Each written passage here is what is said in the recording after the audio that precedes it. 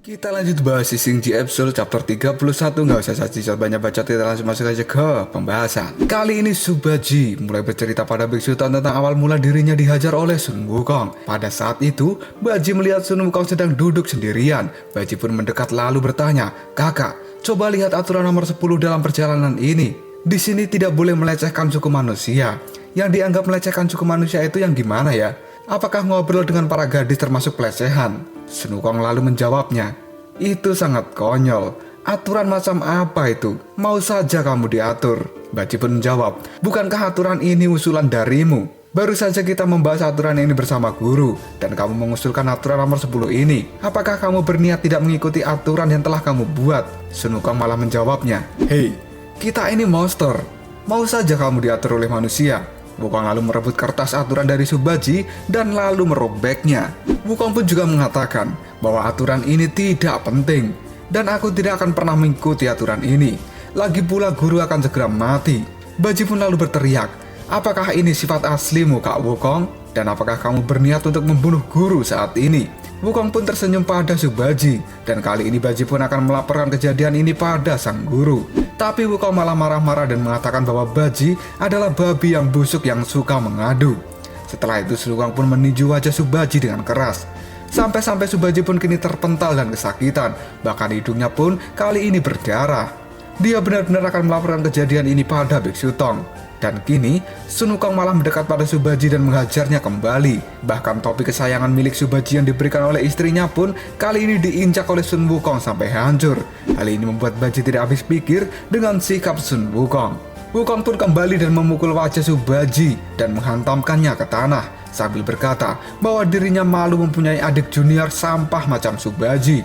Bahkan Wukong juga menyebut Baji adalah babi yang gendut dan jelek. Tiap hari, sukanya hanya pakai skincare seperti bencong. Setelah itu pun Sun Wukong memukuli Subaji bertubi-tubi sampai terluka parah seperti pada saat ini. Lalu Subaji pun kabur dan melapor pada Biksu Tong. Biksu pun tidak percaya bahwa Wukong akan melakukan hal semacam ini. Wucing kali ini berkata bahwa memang kakak Wukong selama ini selalu memandang rendah kakak Subaji. Kemudian kuda naga Oswe juga mengatakan, "Allah, ini pasti cuma perkelahian bocah saja." Baji pun lalu memperingatkan Biksu Tong untuk tidak menemui Sun Wukong karena Sun Wukong memiliki rencana jahat pada sang biksu. Kini Subaji pun berpamitan karena dia tidak bisa melanjutkan perjalanan ini. Kemudian biksu menyuruh Shao Wucing untuk mencari Sun Wukong sampai ketemu. Tiba-tiba saja Sun Wukong pun datang dan berkata, "Kenapa kalian harus mencariku? Aku baru saja kembali dari berak di belakang gunung sana." Kemudian Sun Wukong yang melihat Subaji terluka parah, dia pun langsung mengatakan, "Hei, Baji, dia kenapa? Kenapa mulut dan hidungmu berdarah seperti itu? Siapa yang melakukan ini padamu?" Baji pun kemudian bangun dan dia marah lalu menyebut Sun Wukong asu. "Jangan berpura-pura tidak tahu kau." Biksu pun lalu berkata, "Wukong, Baji mengatakan bahwa kamu telah menghajar dirinya."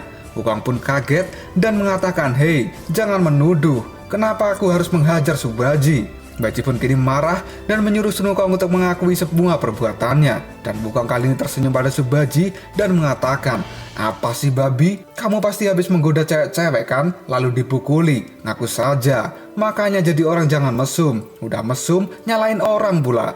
Baji pun kali ini berlari ke hadapan Sun Wukong dan menunjuknya lalu mengatakan, "Ini semua perbuatanmu. Kamu mengatakan aku babi yang jelek dan gendut. Kamu juga marah padaku karena aku sering melaporkan kesalahanmu pada guru. Selama ini aku hanya berbicara sesuai fakta pada guru. Kenapa kamu harus menyimpan dendam padaku? Padahal ini semua juga demi kebaikanmu." Wukong pun membuang kulit pisang yang dia pegang dan kali ini dia pun berkata, "Hei babi bau, kamu ingin menyalahkanku? Aku akan memukulmu jika kamu terus menyalahkanku. Bahkan aku tidak takut memukulmu di depan guru." Dan saat ini, Baji serta Sun Wukong pun akan berkelahi. Biksu lalu berusaha untuk melerai mereka berdua. Dan Wukong lalu mengatakan bahwa Subaji duluan yang memfitnah dirinya. Baji pun mengelak tidak melakukan fitnah apapun. Semua yang dikatakannya itu adalah sebuah kebenaran. Biksu pun lalu jengkel dengan keduanya dan berteriak menyuruh mereka berdua untuk diam dan melanjutkan perjalanan sekarang juga. Dan pada akhirnya mereka pun kini kembali melanjutkan perjalanan. Sambil berjalan, Biksu pun terus melihat ke arah Subaji dan Sun Wukong. Dia merasa ada sesuatu yang aneh karena keduanya sepertinya berkata dengan jujur. Baji kemudian melihat Sun Wukong dengan penuh dendam. Jika ada kesempatan, maka Subaji akan membalas perbuatan Sun Wukong. Wukong pun hanya tersenyum karena memang dia tidak merasa berbuat kesalahan apapun. Perjalanan mereka pun menjadi canggung dan tiba-tiba saja kali ini turun salju. Semuanya berhenti sejenak dan Biksu Tang mengatakan, "Turun salju ya? Aku melihatnya terakhir kali saat aku meninggalkan kuil." Biksu pun lalu mengajak semuanya berjalan dan tiba-tiba Subaji berkata, "Guru, kamu tidak pernah menceritakan kisahmu pada kami. Apa saja yang kamu lakukan di kuil itu, Guru?" Biksu Tang pun menjawab, "Kalian tidak perlu tahu." Dan Wukong kali ini berkata, "Ceritakan saja, Guru, kami juga ingin tahu tentang kisahmu."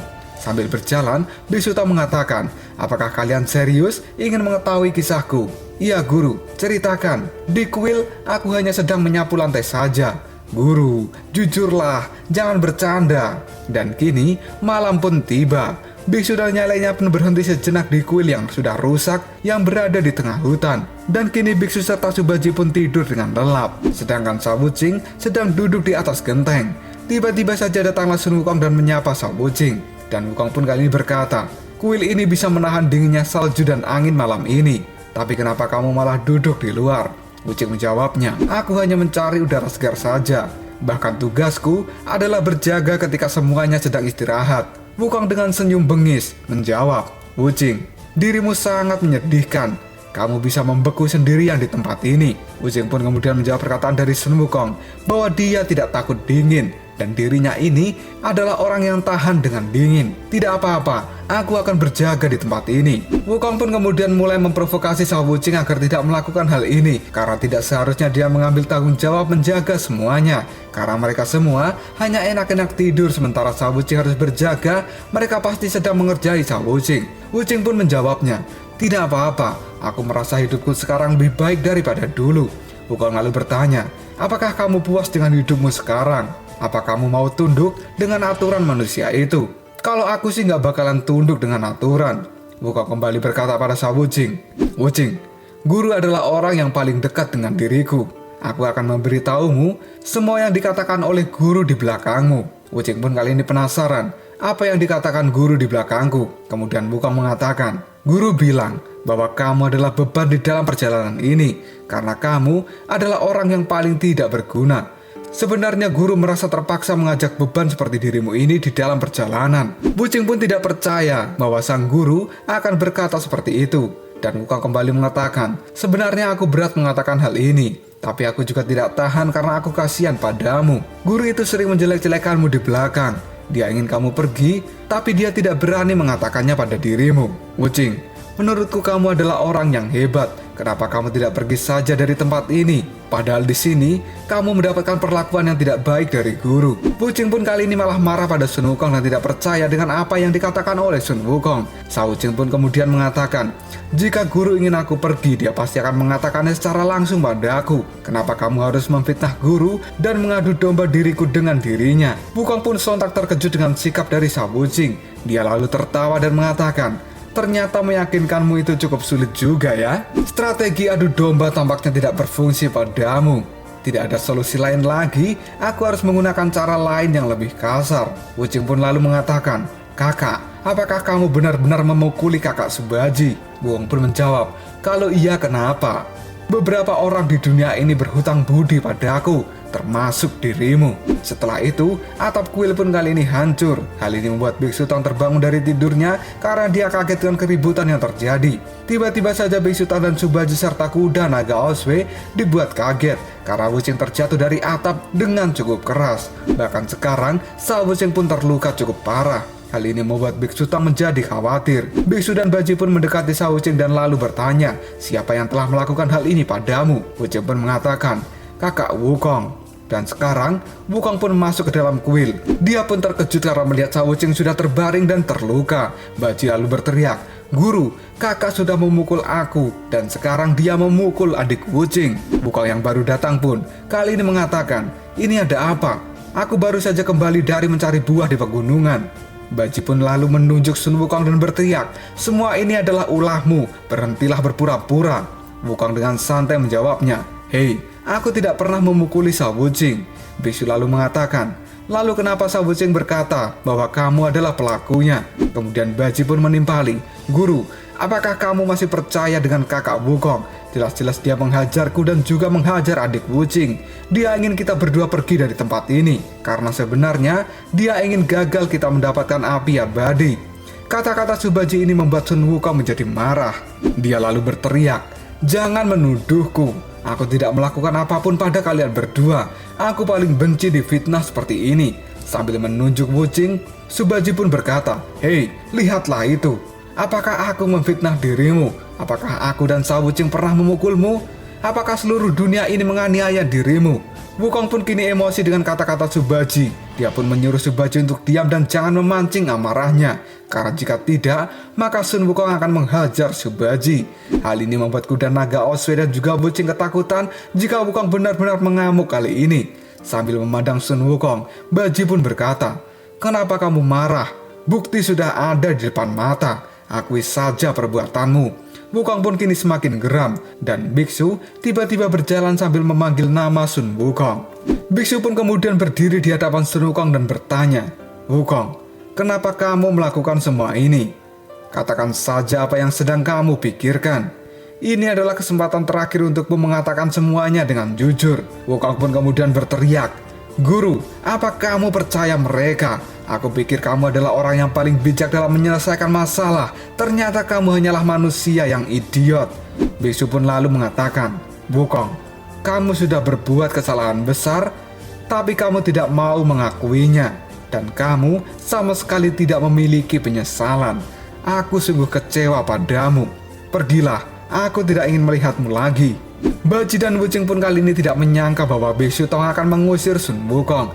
Bahkan kuda naga Osway kali ini berkata bahwa Tang Sanca mengusir Sun Wukong. Ini benar-benar hal yang tidak baik. Wukong pun lalu membuang tas yang berisi buah yang baru saja dia kumpulkan. Dia pun kemudian pergi meninggalkan semuanya dengan penuh rasa kecewa karena keputusan Biksu Tong. Subaji lalu berteriak, "Kakak, pergi sana yang jauh dan jangan kembali." Kemudian Baji kali ini bertanya pada Biksu Tong, "Guru, kakak Wukong sudah pergi.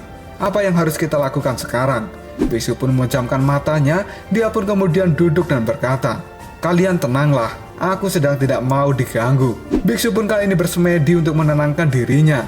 Dan Wukong yang sudah diusir pun, dia pergi ke gunung lalu berteriak dengan keras, "Tathagata, di mana kamu? Aku telah gagal dan dia mengusirku. Aku tidak melakukan kesalahan apapun.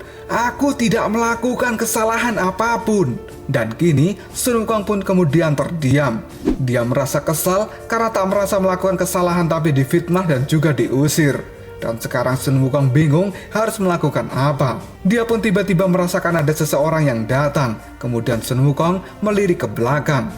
Dan tiba-tiba di belakang Sun Wukong kali ini muncul Sun Wukong yang lain. Wukong yang lain ini pun lalu berkata, "Sayang sekali, dengan sifatmu ini pasti kamu sangat tidak nyaman, bukan? Karena kamu merasa teraniaya." Wukong lalu mengatakan, "Kamu." Dan Wukong yang lain pun menjawabnya, "Kamu pasti sekarang sudah tahu ketika kamu melihatku. Akulah yang telah melakukan semuanya. Aku berpura-pura menjadi dirimu, kemudian menyerang Subaji dan Shao Wuching. Aku hanya ingin kamu merasakan perasaan sakit ketika ditinggalkan teman-temanmu." Sun Wukong yang asli pun menjawab, "Baiklah, kamu cukup baik hati karena kamu berani datang padaku dan mengakui semua perbuatanmu. Tapi sebenarnya kamu itu siapa?" Wukong pun berkata seperti ini sambil geram dan bersiap memukul Wukong yang palsu. Wukong palsu pun kemudian melemparkan buah pada Sun Wukong yang asli. Dan kini Sun Wukong yang asli seperti kenal dengan perlakuan seperti ini. Kemudian Sun Wukong palsu lalu mengatakan, "Apakah kamu sudah lupa? Di atas pohon induk waktu itu, aku mengajarkan hal ini padamu." Wukong lalu mengingatnya, dan dia pun mulai teringat kejadian di pohon induk bersama anak perempuan dari Raja Monyet Putih, yang saat itu sedang mengajari Sun Wukong jurus ilusi. Sun Wukong pun kemudian mendapatkan ilmu baru dari anak perempuan ini.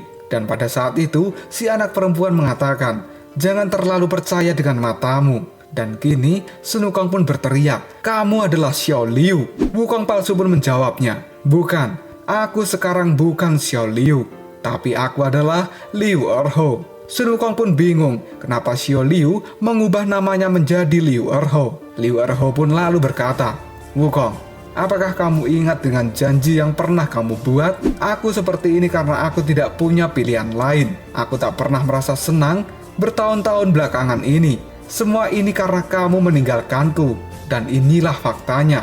Wukong pun lalu bertanya, apa yang kamu inginkan? Liu Erho pun kemudian menjawab, aku ingin kamu membayar semuanya.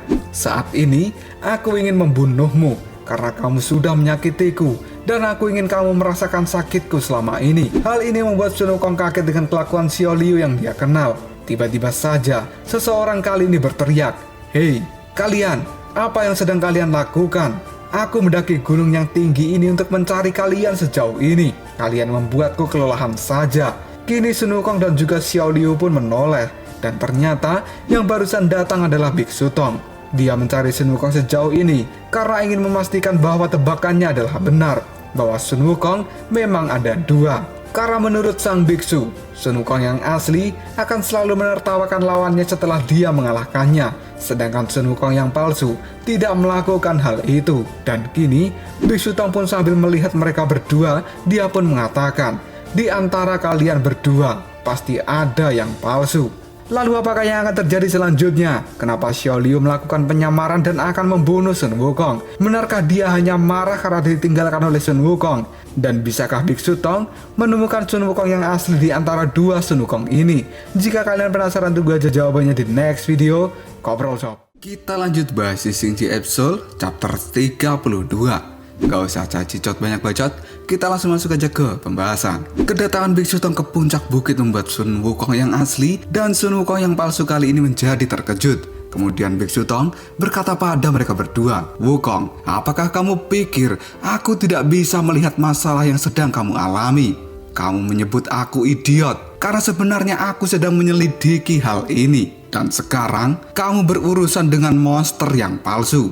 Sungguh pria yang berbahaya. Dia bisa menirumu dengan sangat sempurna secara fisik dan mental. Wukong pun lalu berteriak, bagus guru, mari kita hadapi dia bersama-sama. Karena dia telah meniru diriku. Kemudian sang biksu pun kali ini dibuat terkejut.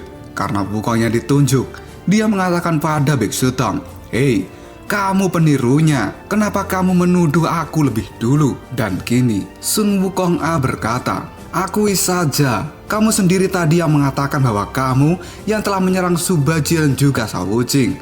Sun Wukong B kemudian menjawab perkataan dari Sun Wukong A. Kamu adalah orang yang mengatakan hal ini. Dan pada akhirnya mereka berdua pun kini berdebat, membuat Biksu Tong semakin pusing dan tidak bisa membedakan mana yang asli dan mana yang palsu. Biksu Tong pun berteriak, berhenti kalian semua, berhenti berdebat kataku. Lalu Biksu Tong pun mengajak mereka berdua untuk kembali bersamanya ke dalam kuil, agar sang biksu bisa menyelidiki mana yang asli dan mana yang palsu. Setibanya di dalam kuil, sang biksu kini mengamati dengan sangat serius.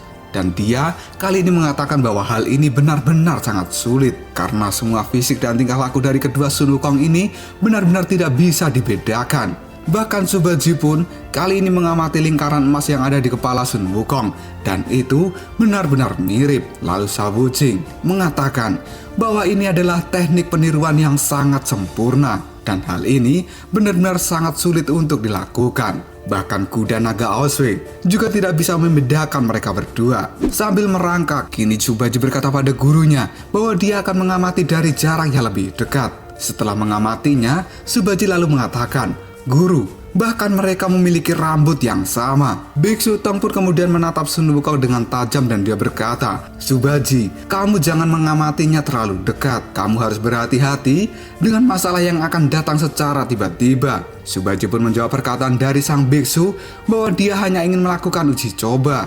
Lalu Subaji pun bertanya, apakah yang akan terjadi pada kita, Guru? Lalu Biksu Tong pun kali ini berdiri dan dia bertanya kepada dua Sun Wukong. Wukong, kamu jawab pertanyaanku. Bagaimana caramu bertemu dengan Subaji? Sun Wukong A menjawabnya. Pada waktu itu aku memotong taring dari saudara Subaji yang bernama Su Yongli. Dan pada akhirnya hal itu pun memicu pertarungan antara diriku dengan Subaji ini. Kemudian sang biksu bertanya kembali, bagaimana caramu bertemu dengan Shao Wuqing? Sun Wukong B kali ini menjawab, Aku bertemu dengan Sawuching di tepi sungai pasir hisap. Pada waktu itu kamu menghancurkan wajahnya dan kita melawannya bersama-sama. Bisuta kemudian bertanya kembali, kapan dan di mana kita bertemu? Kedua Sun Wukong itu pun kali ini menjawab secara bersamaan. Kita bertemu setahun yang lalu di pegunungan yang dalam yang penuh dengan daun kuning. Pada waktu itu aku berubah menjadi jiwa kera raksasa agar aku bisa menakut-nakuti dirimu. Tapi aku malah ditinju dengan keras olehmu. Bisuta pun kini semakin bingung karena kedua jawaban Sun Wukong ini benar-benar sangat akurat. Subaji serta Sawuching pun juga dibuat bingung dengan mereka berdua. Karena tidak hanya teknik penerimaan saja, tapi pengetahuan pun juga sama persis. Salah satu Sun Wukong kemudian berteriak, "Hei, apakah kalian tidak bisa mencari cara lain untuk menemukan diriku yang asli?" Sun Wukong yang lain pun kemudian juga berkata, "Dialah Sun Wukong yang palsu, karena dia yang mengajari semua keterampilan menipuku. Maka dari itu, teknik tiruan yang dia lakukan selama ini jauh lebih mulus dari sebelumnya." Dan Sun Wukong pun kini menjawabnya, "Apa yang kamu katakan? Akulah yang asli." Sun Wukong yang duduk di sebelah kanan pun kemudian berkata dengan Sun Wukong yang duduk di sebelah kiri, "Xiao Liu, hentikan. Saat itu ketika aku meninggalkan kelompok monyet, aku tidak bisa menebak apa yang akan terjadi selanjutnya. Bagaimana bisa kamu menyalahkan diriku atas semua kejadian yang telah terjadi?" Kemudian Sun Wukong yang duduk di sebelah kiri menjawabnya, "Xiao Liu, itulah yang akan aku katakan padamu." Sun Wukong sebelah kanan kemudian menjawabnya kembali, "Sudahlah Xiao Liu, berapa lama lagi kamu akan berpura-pura menjadi diriku seperti ini?" Subaji kemudian berteriak, "Sudah, hentikan, aku punya cara." Bisuta yang melihat Subaji memiliki cara kemudian mengatakan, "Bagus Subaji, cepat katakan apa cara yang kamu miliki." Subaji pun menjawabnya, "Caraku adalah kita tidak perlu menemukan kakak Sun Wukong yang asli karena memiliki dua Sun Wukong. Bukankah itu jauh lebih baik? Satu kakak Sun Wukong saja sudah hebat. Dengan adanya dua kakak Sun Wukong, maka perjalanan kita akan lebih mudah di masa depan." Mendengar ide dari Subaji, Bisutong pun kini lalu berteriak, "Dasar babi, idemu sungguh tidak masuk akal. Katakanlah sesuatu yang lebih masuk akal sedikit saja." Subaji pun lalu menunduk dan dia meminta maaf pada Biksu Tong. Kemudian Sun Wukong pun mengatakan, hal ini tidak bisa diabaikan dan harus segera diluruskan. Dan Biksu Tong kali ini memandang mereka dengan tatapan yang sangat tajam. Sun Wukong pun kembali berkata, "Hei Xiao Liu, langkah berikutnya dia pasti akan membunuh kita satu persatu. Dia akan berpura-pura sebagai pendamping kita. Dan dia benar-benar tidak bisa terkalahkan." Hal ini membuat Subaji dan Sawuching menjadi ketakutan. Kemudian Sun Wukong yang duduk di sebelah kiri pun menjawabnya, "Apa yang kamu katakan? Bicara jujur saja. Bukankah ini adalah langkah yang telah kamu rencanakan sebelumnya?" Kemudian Sun Wukong yang duduk di sebelah kanan pun menjawabnya, "Xiao Liu, aku tidak akan membiarkanmu melakukan hal ini. Jika kamu benar-benar ingin melakukan ini, jangan salahkan diriku jika aku memukul dirimu." Dan tiba-tiba saja, Biksu Tong pun kini membuat keputusan. Karena sekarang, sang biksu memiliki cara tersendiri, yaitu membaca mantra untuk menemukan Sun Wukong yang asli. Mendengar perkataan dari Biksu Tong, kedua Sun Wukong itu pun kali ini menjadi terkejut. Dan salah satu Sun Wukong bahkan sampai ketakutan karena mengetahui betapa kuatnya mantra itu dan betapa menyakitkannya di kepalanya. Sambil melihat kedua Sun Wukong, sang biksu kali ini kembali berkata, "Mantra pengendali adalah upaya terakhir untuk mengendalikan Sun Wukong. Setelah mantra ini aku bacakan, maka lingkaran emas yang ada di kepala Sun Wukong akan mengencang. Dan Sun Wukong yang asli pasti akan terlihat sangat kesakitan. Dan hal ini tidak bisa dipalsukan." Sun Wukong pun lalu berteriak, "Tunggu guru, jangan lakukan ini. Itu benar-benar tidak masuk akal. Ini bukan cara untuk menghukum yang palsu, tapi ini adalah cara untuk menghukum yang asli." Dan saat ini, Subaji dan Sawuching pun mereka setuju dengan apa yang akan dilakukan oleh Biksu Tong. Biksu Tong pun kemudian memejamkan mata dan dia menyatukan kedua telapak tangannya. Setelah itu, sang biksu mengatakan, "Sudah kuputuskan, karena aku tidak memiliki cara lain." Dan tiba-tiba saja, Biksu Tong pun mulai membaca mantra pengendali itu. Dalam sekejap saja, kedua Sun Wukong itu terlihat sangat kesakitan. Sawuching yang melihat Sun Wukong kesakitan, dia pun menjadi tidak tega. Bahkan Subaji kini berkata, "Benar-benar mantra yang mengerikan." Bahkan orang sekuat kakak Wukong saja bisa menderita sampai seperti ini. Sun Wukong pun lalu berteriak, "Guru, hentikan! Aku sudah tidak kuat lagi." Tapi sang biksu tidak menghentikan membaca mantranya. Dan kini kedua Sun Wukong pun berguling-guling di hadapan dari Biksu Tong. Bahkan keringat dingin pun mulai keluar dari seluruh wajah Sun Wukong. Dan kedua Sun Wukong itu tidak berhenti memegang kepalanya yang terasa sangat kesakitan. Sang biksu kemudian berkata, "Tidak, aku tidak bisa berhenti sampai kebenaran terungkap." Kuda naga Ose yang melihat hal ini kemudian dia berkata di dalam hatinya bahwa Biksu Tong benar-benar orang yang tega dan brutal. Di kemudian hari, Ose tidak akan pernah berani untuk menyinggung Biksu Tong. Mantra yang dibacakan oleh Biksu Tong semakin keras. Sampai-sampai salah satu Sun Wukong kali ini bersalto di udara dan satu Sun Wukong masih berguling-guling di lantai.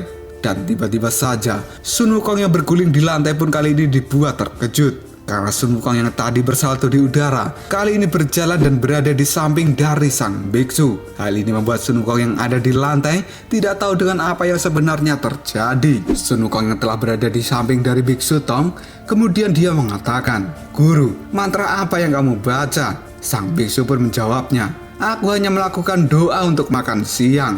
Dan setelah itu aku doa untuk bobo." "Wukong, kamu sangat pintar. Kamu bisa langsung masuk pada permainan yang akan kuciptakan.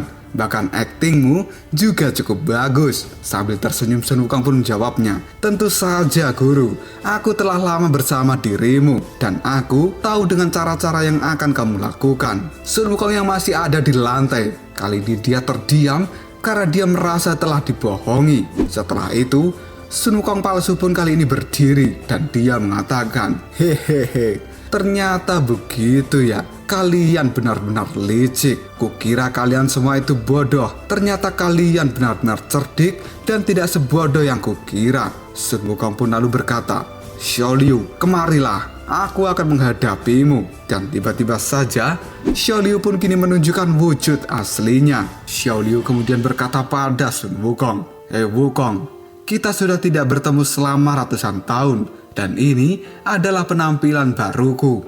Apakah kamu terkejut dengan diriku saat ini?" Sun Wukong pun lalu menjawab perkataan dari Xiao Liu bahwa dirinya tidak terkejut. Dan saat ini Sun Wukong pun bertanya, "Xiao Liu, apakah kamu memiliki sesuatu untuk dikatakan?"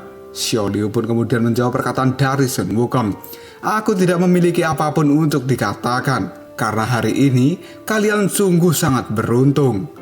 Tapi lain kali kalian tidak akan memiliki keberuntungan seperti ini. Dan aku akan membunuh kalian semua satu persatu." Setelah berkata seperti itu, Xiao Liu pun kemudian melompat dan dia meninggalkan kuil ini. Dan Subaji pun lalu mengatakan, "Aduh, dia telah berhasil meloloskan diri." Sambil memandangi kepergian dari Xiao Liu, sang biksu kemudian mengatakan, "Lain kali jika dia berpura-pura menjadi salah satu dari kita lagi, kita tidak boleh memberikan ampunan pada dirinya." Subaji lalu berkata, "Guru, biarkan aku mengejarnya." Dan Sun Wukong menjawabnya, "Tidak perlu. Ini adalah urusanku. Jangan sampai ada yang melakukan sesuatu, karena aku sendiri yang akan mengurus Xiao Liu." Dan kini Xiao Liu pun dengan cepat kabur dari kuil. Tapi tiba-tiba saja dirinya pun berhenti di atas ranting pohon karena dia melihat sesuatu yang ternyata Sun Wukong sudah muncul di hadapan dari Xiao Liu. Kemudian Sun Wukong pun berkata, "Xiao Liu, kenapa kamu lari? Bukankah target aslimu adalah diriku? Aku sekarang sudah di sini dan selesaikan urusanmu." Xiao Liu kemudian menjawab perkataan dari Sun Wukong, "Wukong, apakah kamu benar-benar ingin menyelesaikan semua keluhan yang aku rasakan? Kamu benar-benar sangat berani." Sambil memandangi Xiao Liu, Sun Wukong pun menjawabnya, "Sahabatku, sebenarnya aku tidak ingin melawanmu." Xiao Liu yang sudah sangat marah, dia menjawab, "Jangan bicara denganku dengan nada seperti itu. Karena sekarang, aku bukanlah Xiao Liu yang berasal dari 300 tahun yang lalu." Xiao Liu kemudian mengangkat tangannya dan dia memanggil senjata. Yang ternyata, senjata itu adalah tongkat Ruyi Jinggubang. Sambil memegang tongkat Ruyi, Xiao Liu mengatakan bahwa dirinya dan Sun Wukong kali ini adalah musuh. Sun Wukong kali ini menjadi terkejut karena melihat Xiao Liu memegang tongkat Ruyi Jenggubang yang benar-benar sangat persis dengan tongkat miliknya. Bahkan kekuatan tongkat Ruyi yang dipegang oleh Xiao Liu juga tidak ada bedanya dengan tongkat yang dipegang oleh Sun Wukong. Sambil menatap Sun Wukong dengan tatapan yang bengis, Xiao Liu kemudian berkata, "Sun Wukong, apakah kamu terkejut? Aku telah meniru semua gerakan dan juga teknikmu. Bahkan aku pun juga meniru mantra-mantra yang kamu gunakan. Apapun yang kamu punya, aku juga punya. Dan apapun yang aku punya, kamu tidak punya." Sambil melompat dari pohon, Xiao Liu berkata bahwa dirinya tidak akan pernah kalah dari Sun Wukong. Dan kali ini, Sun Wukong yang sudah terpaksa dia pun juga akan menghadapi Xiao Liu yang tidak bisa disadarkan. Sun Wukong pun lalu mengatakan, "Baiklah kalau begitu, karena aku tidak bisa membujukmu dengan kata-kata, maka aku akan membujukmu dengan pukulan. Dan maafkan aku, karena aku juga tidak suka dengan cara seperti ini. Biarkan aku melihat kekuatan aslimu, Xiao Liu." Setelah berkata seperti itu, Sun Wukong pun mengayunkan tongkat Ruyi Jenggubangnya dengan keras. Xiao Liu yang tidak ingin kalah dari Sun Wukong, dia pun juga mengayunkan tongkat Ruyi miliknya. Dan pada akhirnya, kedua tongkat Ruyi Jenggubang itu pun saling bertabrakan. Ledakan yang dihasilkan oleh tabrakan dua tongkat sakti itu pun sangat dahsyat di tempat ini. Dan pada akhirnya, pertemuan kedua tongkat itu pun membawa Sun Wukong flashback pada masa lalu di mana dia melihat masalah yang sedang dihadapi oleh Xiao Liu pada saat ini. Sun Wukong yang sudah berhasil memenangkan pertarungan melawan Buddha Alis Kuning. Seluruh rakyat monyet putih pun mengangkat Sun Wukong, dan Xiao Liu ada di hadapan dari Sun Wukong lalu mengatakan, "Monyet batu, mau tidak mau, aku harus mengakui dirimu. Kamu lebih kuat dariku, dan kamu lebih memenuhi syarat untuk menjadi pemimpin monyet di tempat ini. Namun klan monyet putihku adalah klan yang diminta oleh ayahku untuk dijaga dengan baik. Dan aku sebenarnya tidak bisa begitu saja mempercayakan hal ini kepada orang lain. Tapi monyet batu, mulai sekarang kamu harus berjanji padaku bahwa kamu tidak akan pernah meninggalkan aku dan juga rakyat monyet putih. Sehingga dirimu akan sah diterima sebagai raja di tempat ini." Sambil tersenyum, Sun Wukong berkata pada Xiao Liu, "Aduh, kamu pasti telah banyak berbuat kekacauan dengan rakyat monyet putih ini ya?" Xiao Liu kemudian menjawab perkataan dari Sun Wukong, "Kamu jangan main-main. Aku adalah monyet yang bekerja keras dan serius. Tidak seperti dirimu yang suka bercanda. Hal ini sangat penting bagiku, monyet batu. Kamu harus berjanji bahwa kamu tidak akan pernah meninggalkan kita." Sun Wukong pun kemudian mengangkat kedua tangannya dan dia berkata, Baiklah. Mulai saat ini aku bersumpah bahwa aku tidak akan pernah meninggalkanmu dan rakyat monyet putih. Jika aku melanggar sumpahku, aku akan menerima hukuman apapun yang akan kamu berikan pada diriku." Setelah Sun Wukong mengatakan sumpah itu, akhirnya Sun Wukong sah menjadi raja bagi para klan monyet putih. Dan semakin lama berada di tempat ini, kekuatan Sun Wukong pun semakin meningkat dan tidak tertandingi. Dan kemudian, Xiao Liu pun juga menjadi asisten pribadi dari Sun Wukong. Setelah itu, Sun Wukong pun memperluas wilayah, dan dia menyatukan seluruh klan monyet yang ada di tempat ini. Hal itu bisa dilakukan dengan mudah oleh Sun Wukong, karena ada Xiao Liu yang membantu dirinya. Kemudian pada suatu hari, Xiao Liu pun bertanya pada Sun Wukong, "Apakah kamu saat ini akan ke surga?" Kemudian Sun Wukong menjawab perkataan Xiao Liu bahwa dirinya akan ke istana surga hanya untuk bertemu dengan Putri Suyi, karena dia merasa ada sesuatu masalah yang sedang dihadapi Suyi untuk saat ini. Xiao Liu kemudian berkata pada Sun Wukong kembali, "Wukong, kita ini adalah monster, dan monster tidak harus membantu semua masalah yang dihadapi oleh para dewa. Karena itu akan memprovokasi dewa yang lainnya. Ini sangat berbahaya bagimu. Tolong kamu jangan pergi dari tempat ini." Sambil tersenyum, Sun Wukong menjawab perkataan dari Xiao Liu, "Sudahlah, kamu tidak perlu khawatir. Para dewa itu hanya pura-pura kuat, tapi sebenarnya mereka lemah, dan aku tidak takut pada mereka. Tenang ya, ini tidak akan terjadi apa-apa." Setelah berkata seperti itu, pada akhirnya Sun Wukong pun pergi ke istana surga dan dia tidak pernah kembali lagi. Kepergian dari Sun Wukong yang ke istana surga dan tidak pernah kembali itu ternyata dimanfaatkan oleh siluman kelabang yang licik untuk membunuh para rakyat monyet putih dengan brutal. Siluman kelabang yang dulu dikalahkan oleh Sun Wukong kali ini membalas dendam. Sambil membunuh para rakyat monyet putih, siluman kelabang pun mengatakan, "Darah monyet putih adalah darah yang sangat langka. Hal ini bisa membuat kekuatanku menjadi meningkat. Aku akan menghisap seluruh darah mereka. Serangan yang dilakukan oleh siluman kelabang ini membuat Xiao Liu marah dan pada akhirnya menantang siluman kelabang untuk bertarung. Tapi ternyata kekuatan dari siluman kelabang ini jauh lebih kuat dari Xiao Liu. Hingga akhirnya Xiao Liu pun terkena sengatan dari siluman kelabang. Dan siluman kelabang itu pun menyuntikkan racun ke dalam tubuh Xiao Liu yang membuatnya menjadi tidak berdaya. Setelah itu siluman kelabang berkata, "Kamu tidak perlu membenciku seperti ini, karena ini bukan dendam pribadi. Ini adalah murni hukum rimba. Siapa yang kuat akan memakan yang lemah. Semua ini hanyalah permainan. Aku sebenarnya tidak membenci kalian. Justru aku sangat menyukai monyet." Xiao Liu yang tidak ingin menyerah, dia pun menggunakan pisau kecilnya dan memotong tubuh siluman kelabang yang telah menusuk dirinya. Xiao Liu benar-benar sudah terluka parah. Tubuhnya juga sudah diracuni oleh siluman kelabang ini, yang membuat Xiao Liu kali ini terjatuh dari atas pohon karena dia sudah tidak bisa menahan racun dari siluman kelabang. Pada saat terjatuh ini, kelabang-kelabang kecil pun masih saja mengejar Xiao Liu. Hingga akhirnya Xiao Liu pun berlari untuk menyelamatkan dirinya sendiri dan dia pun pingsan di dalam hutan. Dengan tidak adanya Sun Wukong di tempat ini, seluruh monyet putih kali ini telah dibantai habis oleh siluman kelabang. Dan hanya Xiao Liu sendiri yang bisa lolos dari pembantaian itu.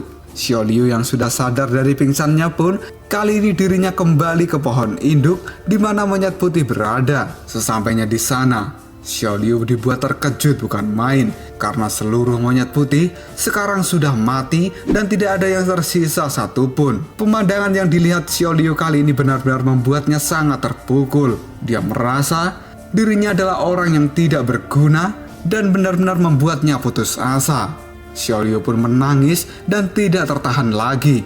Xiao Liu sudah kehilangan seluruh monyet putih dan rumahnya juga sudah hancur. Di sisi lain, Xiao Liu kemudian mengalami perubahan drastis pada tubuh dan kekuatannya. Dan bahkan setelah 300 tahun, Xiao Liu masih bertahan di pohon induk dengan menahan penyesalan dan juga kebencian yang ada di dalam hatinya. Yang pada akhirnya, Xiao Liu merasa bahwa ini adalah kelalaian tanggung jawab dari Sun Wukong. Maka dari itu, Xiao Liu pun datang mencari Sun Wukong. Dan dia akan membalaskan semua kekesalan dan juga sakit hati yang ada di dalam dirinya. Karena Xiao Liu merasa bahwa ini semua adalah kelalaian dari tanggung jawab Sun Wukong yang tidak bisa menjaga sumpahnya sendiri. Dan pertarungan dahsyat pun kali ini terjadi antara Xiao Liu dengan Sun Wukong. Lalu apakah yang akan terjadi selanjutnya? Siapakah yang akan bisa memenangkan pertarungan ini? Jika kalian penasaran, tunggu aja jawabannya di next video. Kopral Shop. Kita lanjut bahas di Xingji Episode Chapter 33. Gak usah cacot banyak bacot, kita langsung masuk aja ke pembahasan. Pada saat ini Sun Wukong masih bertarung dengan keras melawan Xiao Liu. Dalam pertarungan ini Sun Wukong mengatakan bahwa dia benar-benar kecewa dengan Xiao Liu, yang bahkan Sun Wukong telah menderita selama ratusan tahun. Tapi setelah dia kembali ke jalur monster, dia melihat teman-temannya lagi dan tidak pernah berpikir akan terjadi hal seperti ini. Kemudian Xiao Liu pun mengatakan, "Situasi apa yang kau inginkan, Sun Wukong? Apa kau punya permintaan lain?" Xiao Liu pun kemudian memukul Sun Wukong dengan tongkat Ruyi yang dia miliki, dan Sun Wukong juga masih bisa menahan pukulan dari Xiao Liu ini. Tapi Xiao Liu yang sudah marah besar, dia pun menghajar Sun Wukong habis-habisan. Hal ini membuat Sun Wukong berdarah di mulutnya. Kemudian Sun Wukong pun berkata, "Keahlianmu sama persis denganku, dan aku sangat terkesan. Tapi memujimu sama seperti dengan memuji diriku sendiri." Kemudian Xiao Liu pun berkata pada Sun Wukong bahwa jurus-jurusnya kali ini tidak sama dengan jurus tongkat yang membosankan dari Sun Wukong. Bahkan jurus Xiao Liu jauh lebih cepat dan lebih kuat dari milik Sun Wukong sendiri. Setelah berkata seperti itu, Xiao Liu kembali menyerang Sun Wukong dengan tongkat Ruyi di tangannya. Dan kali ini, pukulan bertubi-tubi dari tongkat Ruyi itu pun dilayangkan pada tubuh Sun Wukong, dan Sun Wukong hanya bisa menahan pukulan itu. Semakin lama pukulan dari Xiao Liu semakin kuat, dan Sun Wukong merasa kewalahan pada saat ini. Sun Wukong pun kemudian berkata, "Aku tahu banyak tentang trik ini, dan aku tidak bisa menghentikannya." Xiao Liu pun kemudian menjawab perkataan dari Sun Wukong, "Tebakanmu salah lagi, karena tongkat ini bukan hanya trik. Ini adalah tongkat yang asli sama seperti milikmu." Setelah Xiao Liu berkata seperti itu, dia pun memukul wajah Sun Wukong dengan keras menggunakan tongkat Ruyi itu. Dan pada akhirnya, Sun Wukong pun kali ini tidak bisa menghadapi serangan dari Xiao Liu yang membuatnya mengeluarkan darah cukup banyak. Bahkan serangan dari Xiao Liu itu membuat Sun Wukong terlempar dan menabrak hutan sampai menghancurkannya. Sun Wukong kali ini mencoba untuk bangkit, kemudian dia mengatakan, "Salah atau benar, kamu telah memainkannya dengan baik.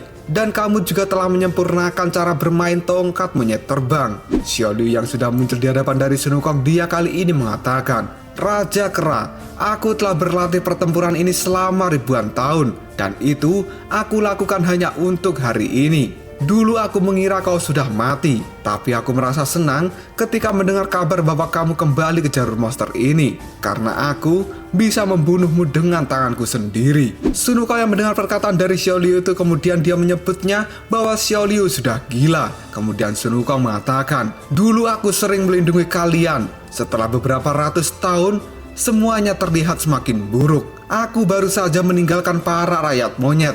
Bahkan aku tidak membunuh seluruh keluargamu. Monyet-monyet itu bisa hidup dengan baik tanpa diriku. Aku berutang sesuatu apa padamu? Kamu terlihat seperti orang gila yang memburuku seperti ini. Kenapa kau melampiaskan semua kekesalanmu pada diriku ini? Kamu benar-benar wanita yang gila." Xiao Liu pun kemudian menjawab perkataan dari Sun Wukong. "Dasar monyet goblok, apa kau ingin mengingkari janjimu? Kamu benar-benar membuatku sangat kesal." Setelah mengatakan hal itu, Xiao Liu pun kemudian melesat dengan cepat dan dia akan menghajar Sun Wukong, karena saat ini Xiao Liu masih sangat marah dengan Sun Wukong. Dalam sekejap, Xiao Liu pun kemudian menggunakan jurus 1000 bayangan dan dia akan menghajar Sun Wukong tanpa ampun. Bahkan kali ini Sun Wukong dibuat kaget karena Xiao Liu juga telah menguasai jurus itu.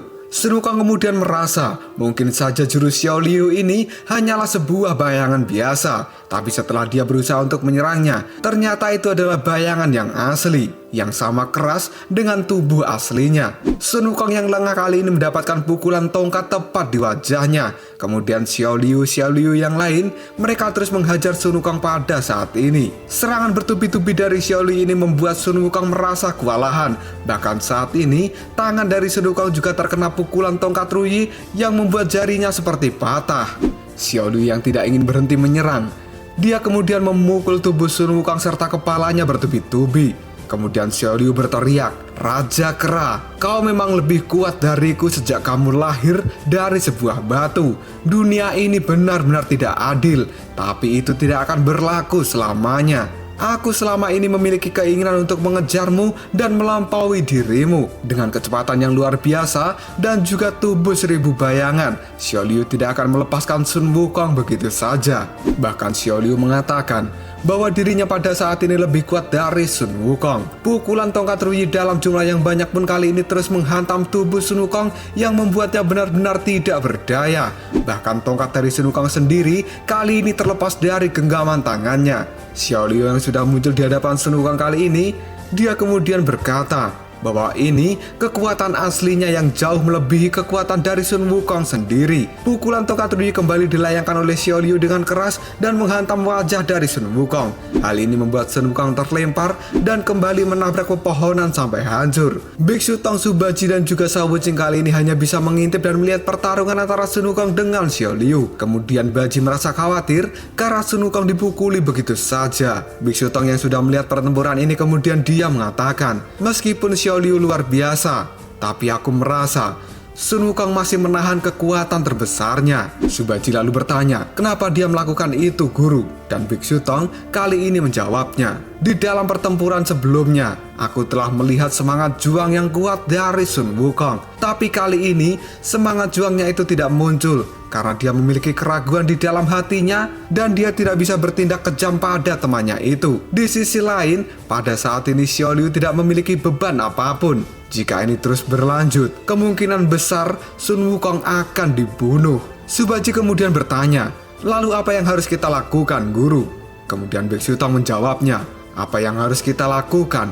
Tentu saja kita menyerangnya." Baji pun kembali mengatakan, "Tapi kakak bilang kita tidak boleh ikut campur." Dan Biksu Tong kembali menjawabnya, "Itu hanya perkataan dia sebelumnya. Bukan berarti kita tidak bisa melanggar perintah dari Sun Wukong itu." Mungkinkah kita hanya diam dan menonton ketika dia dipukuli sampai mati? Kita harus bertindak dalam waktu yang tepat, dan kalian tidak perlu berpikir dua kali untuk melakukan hal itu. Subaji dengan wajah seramnya dia kemudian menjawab, "Baik guru, aku mengerti. Aku akan menyerang Xiao Liu menggunakan garpu 9 gigi milikku." Kemudian Shao Wuqing juga mengatakan, "Kemudian aku akan menyerangnya dari belakang dan menusuk dengan pedang pasirku. Dia pasti akan terluka dan tidak akan bisa melawan." Kemudian biksu juga berkata, "Baiklah, kita harus melakukan dengan tepat dan kita harus benar-benar melumpuhkannya dengan satu serangan." Di tempat lain, Sun Wukong pada saat ini masih berusaha untuk berdiri karena tubuhnya telah tertimpa oleh pohon. Kemudian Sun Wukong kali ini berkata, "Xiao Liu, kamu benar-benar telah menjadi kuat. Semua jurusmu sangat menarik dan aku sudah melihat dasar-dasar dari jurusmu itu. Tapi aku sama sekali tidak bisa memahaminya. Bisakah kamu mengajarinya padaku?" Xiao Liu yang berdiri di hadapan Sun Wukong dia kemudian mengatakan, "Mengajarimu? Hei monyet brengsek, apa kau tahu bahwa kedatanganku tempat ini adalah untuk membunuhmu, bukan untuk mengajarimu?" Sun Wukong kemudian berteriak pada Xiao Liu, "Baiklah, baiklah, aku takut padamu dan aku menyerah pada saat ini. Kamu jangan terus menggangguku. Aku akan kembali ke pohon induk bersamamu. Tapi untuk sekarang, biarkan aku menyelesaikan misiku." Xiao Liu kemudian menjawab perkataan dari Sun Wukong. Pohon induk dan seluruh kelompok monyet telah mati. Sun Wukong kemudian terkejut dengan apa yang dikatakan oleh Xiao Liu. Dan Xiao Liu kembali menjelaskan, "Setelah kamu pergi pada saat itu, kita menghadapi serangan dari monster kelabang dan para monyet semuanya telah dibunuh. Pada saat itu akulah satu-satunya dari seluruh klan monyet yang ada di Gunung Huaguo." Sun Wukong tambah terkejut dengan apa yang dikatakan oleh Xiao Liu ini. Dia benar-benar tidak percaya bahwa seluruh klan monyet di Gunung Huaguo telah dimusnahkan oleh monster kelabang. Xiao Liu yang sudah emosi dia kemudian berteriak dan mengatakan pada Sun Wukong, "Tapi itulah kenyataan yang telah terjadi di jalur monster ini dan kamu benar-benar tidak tahu. Pada saat itu kamu menjadi raja di Gunung Huaguo dan kamu sangat mengesankan. Tapi kamu juga telah menjadi duri di mata monster lain. Begitu mereka tahu kamu tidak ada di sana, mereka kemudian berbaris untuk melawan kita. Kamu tidak tahu betapa menyedihkannya itu kan? Sudah ku bilang jangan pergi, tapi kamu tidak pernah mendengarkanku. Kamu itu adalah raja kami, tapi di saat kami dalam masalah, kamu telah menghilang. Dan sekarang kamu ingin berbaikan dengan diriku. Aku tidak akan mengampunimu dan aku akan mengambil nyawamu pada saat ini juga." Xiao Liu mengatakan hal itu sambil dirinya akan menyerang Sun Wukong dan akan benar-benar membunuhnya. Tapi pada saat yang sama, Subaji dan Shao Wuqing pun muncul dan menghadang Xiao Liu. Hal ini membuat Xiao Liu menjadi terkejut dengan kemunculan mereka berdua yang tiba-tiba melakukan serangan dari arah samping. Dan dengan cepat, Xiao Liu pun menghindari serangan dari Subaji dan juga Shao Wuqing. Xiao Liu kemudian salto ke belakang. Dia pun kemudian menapakkan kakinya di tanah dan mengatakan, "Kalian ingin menyerangku bersama-sama." Baji kemudian menjawab perkataan dari Xiao Liu, Xiao Liu, asal kamu tahu, aku pada saat ini sangat marah padamu karena kamu telah berpura-pura menjadi kakak pertama kemudian memukuliku. Babi tua ini akan membalas dendam padamu sekarang." Xiao Liu yang mendengar perkataan dari Subaji kemudian dia menjawabnya, "Babi bodoh dan kotor sepertimu, aku bisa membunuhmu dengan mudah pada saat ini." Subaji yang mendengar perkataan dari Xiao Liu kemudian dia marah dan berkata, "Bukankah kamu belum pernah merasakan kemampuan sesungguhnya dari babi tua ini? Melawan Raja Babi dari pegunungan, kamu sangat percaya diri." Tiba-tiba saja Sun Wukong pun muncul dan menarik kepala Subaji dan dia berkata, "Hei babi, kamu cari mati ya? Pergi sana kau." Dan pada saat ini Sun Wukong pun berjalan maju kemudian dia mengatakan, "Xiao Liu, sudah cukup. Tidak ada lagi pertarungan." Xiao Liu kemudian bertanya, "Apa maksudmu?" Dan Sun Wukong sambil duduk dia mengatakan, "Tidakkah kamu menginginkan hidupku? Jika begitu, maka datang dan ambillah. Aku berjanji, aku tidak akan pernah menyerangmu. Kamu jangan melihat wajahku yang tidak sopan pada saat itu. Tapi aku ingat setiap kata-kata yang telah aku katakan. Dan aku akan menyerahkan semuanya padamu pada saat ini. Ayo, pukullah aku di sini, maka kebencianmu akan segera menghilang." Subaji, Shao Wuqing serta Biksu Tong pun mereka tidak paham dengan apa yang akan dilakukan oleh Sun Wukong pada saat ini. Kemudian Biksu Tong berjalan maju dan dia mengatakan, "Wukong, kamu tidak perlu melakukan hal itu." Sambil melirik ke arah gurunya, Sun Wukong pun menjawab, "Guru, maafkan aku, tapi aku memiliki kesalahan pada dirinya, dan aku tidak memiliki cara lain untuk menyelesaikan hal ini." Mendengar kata-kata dari Sun Wukong, Biksu kemudian mengatakan, "Wukong, tapi kamu masih memiliki tanggung jawab untuk melindungiku selama perjalanan ke barat. Dan aku juga memiliki tanggung jawab jika kamu kehilangan nyawamu." Dengan tatapan tajamnya, Sun Wukong menjawab perkataan dari gurunya, "Guru, aku berjanji bahwa aku akan membayar tanggung jawabku pada kehidupanku berikutnya. Tolong mengerti dan hargai keputusanku, karena pada saat ini aku benar-benar tidak berdaya." Biksu Tong pun hanya bisa terdiam dengan ucapan dari Sun Wukong ini. Tidak lama kemudian Sun Wukong mengangkat tangannya dan dia berteriak, "Xiao Liu, apa kamu tidak ingin datang saat ini? Kenapa kamu masih ragu-ragu?" Xiao Liu pun sejenak terdiam, kemudian dia mengatakan, "Sun Wukong, apakah kamu ingin membodohiku? Jangan pikir aku mudah dibodohi." Sambil terus memandang Xiao Liu, Sun Wukong menjawab perkataannya, "Aku serius. Aku telah berkata padamu dan kamu tidak berani mengambil keputusan pada saat ini. Jika kamu takut dengan tatapan mataku, maka aku akan memejamkan mataku ini. Cepat datanglah padaku. Tidak perlu menunggu waktu lama." Xiao Liu kemudian berjalan maju dan akan membunuh Sun Wukong yang telah menyerahkan hidupnya. Sambil mengangkat tongkat Ruyi yang ada di tangannya, Xiao Liu pun kemudian mengatakan, "Kamu mengira bahwa aku tidak berani membunuhmu? Itu adalah sebuah lelucon." Serangan yang akan dilakukan oleh Xiao Liu pada saat ini membuat Subaji, Shao Wuchen serta Biksu Tong menjadi panik. Dan Xiao Liu yang sudah dalam kemarahannya, dia kemudian mengatakan, "Tongkat ini berisi kebencianku selama 300 tahun.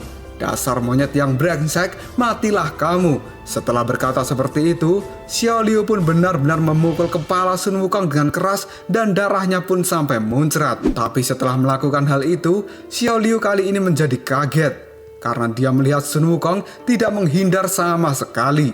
Bahkan pada saat ini darah dari Sun Wukong pun membanjiri tempat itu. Xiao Liu kemudian merasa bersalah di dalam hatinya. Dia kemudian berlutut dan memandangi Sun Wukong yang telah mati di hadapannya dengan wajah yang panik. Xiao Liu kemudian berkata di dalam hati, "Monyet batu, kamu benar-benar bodoh. Bangunlah, kenapa kamu tidak menghindari seranganku? Monyet batu, aku tidak ingin seperti ini. Bahkan ini bukan bagian dari rencanaku. Aku hanya ingin kamu menderita, tapi aku juga tidak ingin kamu mati, supaya kamu bisa menyadari betapa salahnya dirimu itu. Setelah itu kamu menangis dan memohon ampun padaku. Kemudian aku akan menendangmu dan kamu akan memohon ampun lagi. Tapi sekarang kamu benar-benar telah mati. Kamu telah merusak semua rencanaku. Kamu tidak boleh mati, Raja Kera. Bangunlah. Cepat bangun untukku." Pada saat Xiao Liu memegang tubuh dari Sun Wukong, dia pun dikejutkan dengan sesuatu. Karena tiba-tiba saja tubuh dari Sun Wukong itu berubah menjadi asap ungu yang tebal. Xiao Liu yang terkejut, dia kemudian berkata di dalam hatinya, "Sangat kuat. Ini adalah ilusi yang sangat kuat. Siapa yang memiliki kemampuan untuk menjebakku ke dalam ilusi seperti ini? Apakah Tan Sanjang atau siapa? Bahkan Sun Wukong tidak akan pernah bisa melakukan hal ini. Apakah ini dilakukan oleh murid Biksu Tong yang lain?" Karena pada saat ini tubuh Xiao Liu telah terangkat naik ke udara dan dia pun menjadi kaget dengan apa yang telah dia lihat. Karena sekarang posisi Xiao Liu telah berada di telapak tangan dari Buddha emas raksasa. Sang Buddha ini adalah perwujudan dari Dewa Rulai. Kemudian Dewa Rulai berkata, "Xiao Liu, aku tidak menjebakmu, tapi kamu sendiri yang telah terjebak di dalam kebencianmu. Cepatlah kamu sadar dari kesalahanmu itu dan tinggalkan kebencianmu." Xiao Liu yang melihat Buddha emas ini, kemudian dia berteriak, "Kamu adalah Tathagata dari surga. Aku tidak mungkin menuruti kata-katamu dan pada saat ini aku akan membunuhmu juga." Setelah berkata seperti itu, Xiao Liu pun mengayunkan tongkat Ruyi di tangannya dan dia berhasil menghancurkan Buddha emas yang ada di depannya itu. Setelah patung Buddha emas itu hancur, Xiao Liu pun kembali mendapatkan kesadarannya pada saat ini. Bahkan sekarang, Xiao Liu sadar bahwa dirinya tidak benar-benar membunuh Sun Wukong karena semua yang dia lihat dan dia lakukan lakukan itu hanyalah sebuah ilusi. Sun Wukong yang masih hidup kemudian dia mengatakan, Tathagata, siapa yang menyuruhmu ikut campur dalam urusan pribadiku? Tathagata yang sudah berada di samping dari Sun Wukong dia kemudian menjawabnya, Sun Wukong, apa kamu tidak ingat kamu naik ke puncak gunung dan kamu berteriak memanggil namaku? Bagaimana aku tidak mendengar teriakanmu itu? Seperti kata pepatah, dewa yang mengangkat kepalanya, dia pasti akan menjagamu. Apapun yang tidak bisa kamu selesaikan di tempat ini, maka aku akan memperbaikinya. Lalu apakah yang akan terjadi selanjutnya? Apakah Tathagata akan bertarung melawan Xiao Liu dan menyelesaikan semua masalah yang tidak bisa diselesaikan oleh Sun Wukong pada saat ini? Jika kalian penasaran, tunggu aja jawabannya di next video.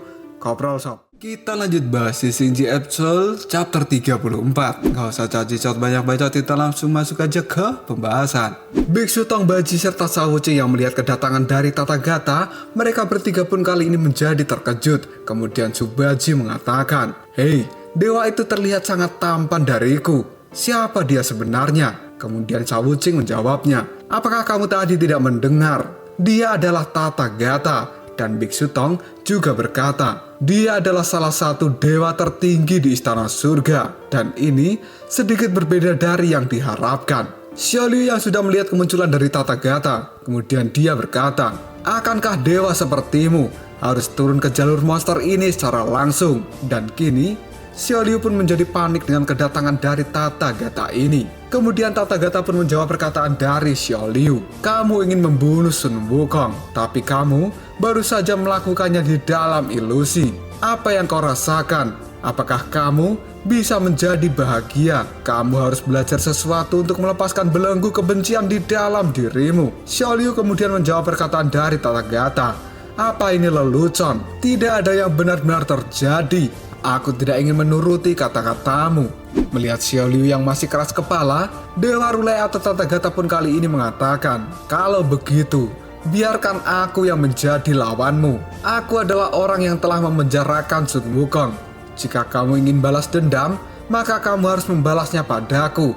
Bukankah ini cukup masuk akal? Sun Wukong yang panik pun, kemudian dia berkata pada Dewa Rulai, Tathagata, ini adalah urusanku dengan dirinya. Kamu tidak perlu ikut campur. Kemudian Tathagata sambil melirik Sun Wukong dia menjawabnya, tidak masalah, percayalah padaku. Dan Sun Wukong pun kali ini terdiam. Xiao Liu pun kemudian berkata, ternyata di tempat ini ada banyak orang yang bekerja sama hanya untuk melawan diriku. Tapi aku tidak takut sama sekali. Cepat serang aku bersama-sama. Mendengar kata-kata itu, Tathagata pun menjawab, tidak, hanya aku yang akan melawanmu. Dan aku memiliki satu taruhan dengan dirimu. Apa kamu berani?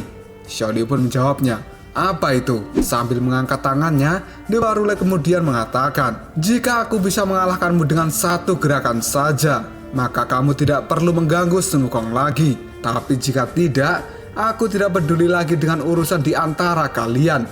Dan kamu dapat melakukan apapun yang kamu suka. Xiao Liu pun kini tidak langsung menjawab perkataan dari Tathagata. Dan Sun Wukong kemudian mengatakan, hei Tathagata, kamu jangan meremehkan orang. Bahkan aku tidak bisa mengalahkannya. Tathagata pun dengan santai dia menjawab, tenanglah, kamu diam saja dan lihat pertunjukanku. Dan pada saat ini, Biksu Tong Subaji serta Shao Wuqing merasa akan ada pertunjukan yang hebat dari seorang dewa. Xiao Liu kemudian mengangkat tongkat ruyinya dan dia melihat Tathagata dengan tajam lalu mengatakan di dalam hati, dengan kekuatanku saat ini, aku akan dikalahkan dengan satu gerakan. Aku benar-benar tidak percaya dengan dewa itu. Tapi jika dilihat dari penampilannya, dia memang orang yang sangat kuat yang bisa menaklukkan Sun Wukong. Tapi biarkan aku mencoba untuk melawannya pada saat ini. Tathagata kemudian bertanya kembali, Xiao Liu, apakah kamu takut untuk menerima tantangan ini? Jika kamu takut, maka kamu mundur dan akui kekalahanmu. Xiao Liu dan Sun Wukong pun kaget dengan kepercayaan diri Tathagata ini. Kemudian Xiao Liu berteriak, baiklah, aku akan menerima tantanganmu, dan jika kamu kalah, berikan Sun Wukong padaku dan segera pergi dari tempat ini. Dengan tatapan mata yang tajam dan sambil berjalan maju menuju Xiao Liu, Tathagata pada saat ini berkata, "Bagus, berarti kita deal ya. Aku akan menantangmu atas nama para dewa. Dan aku juga tidak memiliki alasan untuk kalah dengan dirimu. Aku akan melakukan yang terbaik dengan hati-hati pada saat ini." Tathagata pun berjalan mendekat pada Xiao Liu tanpa tergesa-gesa. Hal ini membuat tubuh dari Xiao Liu menjadi menegang. Bahkan rasa gugup yang besar pada saat ini terlihat di mata dari Xiao Liu. Karena di hadapan Xiao Liu, Tathagata telah menekannya seperti gunung yang besar dengan setiap langkah yang mendekat. Hal itu membuat momentum yang lebih kuat dan tekanan yang semakin besar pada Xiao Liu. Bahkan sekarang, aura dari Tathagata menyebabkan sifat binatang di tubuh dari Xiao Liu menjadi terangsang. Xiao Liu pun kemudian memasang kuda-kuda dan dia berteriak mengeluarkan jurus 1000 bayangan miliknya. Tathagata pun dengan santai akan menghadapi jurus 1000 bayangan dari Xiao Liu ini, karena ini adalah sesuatu yang diharapkan oleh Tathagata. Tiba-tiba saja Tathagata pada saat ini kemudian memejamkan matanya. Xiao Liu yang sudah nafsu ingin mengalahkan Tathagata, dia pun menyerang Tathagata dengan brutal. Tapi serangan kuat dan cepat dari Xiao Liu sama sekali tidak bisa menyentuh Tathagata yang bahkan tidak membuka matanya sama sekali. Hal ini semakin membuat Xiao Liu kesal dengan Tathagata dan menganggapnya dewa yang sombong. Tathagata yang masih memejamkan matanya dan terus menghindari serangan dari Xiao Liu, dia pada saat ini merasakan aura tubuh dari Xiao Liu yang asli. Dia pun akan menemukannya dengan satu gerakan dan akan mengalahkannya. Dan tidak lama kemudian, Tathagata pun membuka matanya dan dia melesat. Kemudian Tathagata berhasil menemukan tubuh asli dari Xiao Liu. Tathagata pun mencekik lehernya dengan kuat dan Xiao Liu pun tidak percaya bahwa tubuhnya yang asli akan dengan mudah ditemukan. Bahkan Sun Wukong kali ini juga sangat kaget. Kemudian Sun Wukong mengatakan, "Luar biasa, hanya dengan sekali gerakan saja Tathagata bisa menemukan tubuh asli dari Xiao Liu." Tidak lama kemudian, tubuh bayangan Xiao Liu pun kali ini meledak dan menghilang. Kemudian Tathagata mengatakan, "Selama aku bisa menemukan tubuh aslimu, maka semua kloninganmu itu akan hancur." Xiao Liu yang sudah tercekik oleh Tathagata, dia pun dihantamkan ke tanah dengan keras. Dan Tathagata kali ini mengangkat tinjunya dan akan mengalahkan Xiao Liu pada saat ini. Bahkan tanda Buddha yang besar pun telah dimunculkan oleh Tathagata dari tinjuan itu. Hal ini membuat Biksu Tong, Subaji, Sawuching, serta Sun Wukong sendiri menjadi terkejut dengan apa yang telah dilakukan oleh Tathagata. Tapi pukulan keras dan kuat dari Tathagata itu sama sekali tidak mengenai Xiao Liu, karena Tathagata tidak ingin membunuh Xiao Liu pada saat ini. Tathagata kemudian mengatakan, "Aku memiliki kepercayaan diri untuk bisa mengalahkan dirimu. Jadi aku telah memiliki langkah yang sengaja membuat dirimu menjadi tertekan. Jika kamu tidak menggunakan trik 1000 bayangan, mungkin aku tidak akan bisa mengalahkanmu. Xiao Liu, lupakan saja kebencianmu. Karena membawa dendam terlalu banyak itu akan membuat dirimu kelelahan. Bukankah yang kukatakan adalah kebenaran? Kamu bisa memulai semuanya dari awal." Xiao Liu pun kemudian mencoba untuk bangkit dan dia berkata, "Apa yang kamu lakukan?" Tidak lama kemudian, Xiao Liu pun menusuk perut Tathagata menggunakan sebilah pisau yang telah dia sembunyikan. Hal ini membuat Sun Wukong panik dengan serangan tiba-tiba dari Xiao Liu yang telah berhasil melukai Tathagata. Xiao Liu pun kemudian menghindar dan dia mengatakan, "Kamu telah menggangguku dan kamu benar-benar merusak rencanaku. Kamu pikir apakah kamu itu luar biasa? Berani-beraninya kamu memberikan aku ceramah pada saat ini agar aku bisa menjadi orang yang baik. Pergi saja kau dari tempat ini, Tathagata, karena aku ingin melanjutkan apa yang bisa aku lakukan pada saat ini. Jika kamu memiliki kemampuan, ayo kejar diriku, dewa sampah." Setelah mengatakan hal itu, Xiao Liu pun kemudian akan kabur dari tempat ini. Dan Tathagata berbicara dengan Xiao Liu. "Xiao Liu, apakah kamu pikir kamu cukup beruntung untuk bisa bertahan hidup pada saat itu?" Kata-kata ini membuat Xiao Liu berhenti dan dia tidak jadi kabur. Kemudian Tathagata pun melanjutkan kata-katanya, "Apakah kamu masih belum ingat? Hari itu kamu sekarat dan bagaimana caranya kamu bisa selamat. Xiao Liu pun kemudian melirik ke arah Tathagata dan dia pun membayangkan pada saat dirinya terkena racun dari monster kelabang dan dia berlari ke tengah hutan lalu pingsan. Pada saat itu, ribuan monster kelabang pun telah menyerang dirinya. Ketika seluruh tubuh dari Xiao Liu telah tertutupi oleh monster kelabang, tiba-tiba Tathagata datang dan membuat seluruh monster kelabang pergi dari tempat ini. Karena monster kelabang itu sangat takut dengan Tathagata. Kemudian Tathagata berkata, "Karena statusku sebagai dewa, aku tidak bisa sering turun ke jalan monster. Tapi ketika diriku tahu tentang berita kematian seluruh klan kera, semuanya sudah terlambat. Tapi aku menemukan dirimu, dan bahkan aku bisa menyelamatkan hidupmu. Aku pikir itu memang sebuah kebetulan bahwa kamu masih bisa bertahan hidup. Tapi pada saat ini, kamu telah membuang-buang kesempatan hidupmu hanya untuk membalas dendam." Xiao Liu pun kemudian ingat, ternyata orang yang telah menyelamatkan dirinya adalah Tathagata ini. Dan pada saat ini, Xiao Liu pun berterima kasih karena Tathagata telah menyelamatkan nyawanya. Sambil tersenyum, Tathagata mengatakan, "Tidak masalah, karena mungkin itu memang sebuah takdir." Xiao Liu pun kemudian melirik ke arah Tathagata dan dia kembali berkata, "Sangat membosankan. Kamu terlalu banyak berpikir. Kamu dewa yang usil dan semoga kita bisa bertemu lagi. Pada saat kita bertemu, aku akan menantangmu untuk bertarung." Setelah mengatakan hal itu, Xiao Liu pun pergi meninggalkan tempat ini dan Sun Wukong berteriak agar Xiao Liu tidak kabur. Tathagata lalu mengatakan, "Wukong, sudahlah, jangan kejar dia. Dia memang keras kepala. Tapi sekarang dia telah menyerah di dalam hatinya. Percayalah bahwa dia tidak akan mengganggu dirimu lagi." Sun Wukong kemudian terdiam sejenak dan dia berkata, "Terima kasih Tathagata, kamu telah menyelamatkan hidup Xiao Liu." Tathagata pun merasa bahwa itu adalah sesuatu yang kecil. Tathagata kemudian melihat ke arah Biksu Tong, Shao Wuqing dan Subaji, dan Tathagata berkata, "Hei, bukankah yang di sana itu adalah guru besar Tang Sanjang? Dan itu adalah dua saudara laki-laki dari Sun Wukong. Sebelumnya aku belum pernah melihat kalian secara langsung." Biksu Tong pun kemudian memberikan hormat pada Tathagata. Kemudian Tathagata kali ini kembali mengatakan, "Bagus sekali, semuanya terlihat baik-baik saja. Dan tampaknya kalian telah bergaul dengan baik. Itu sungguh sangat bagus. Tapi aku masih khawatir,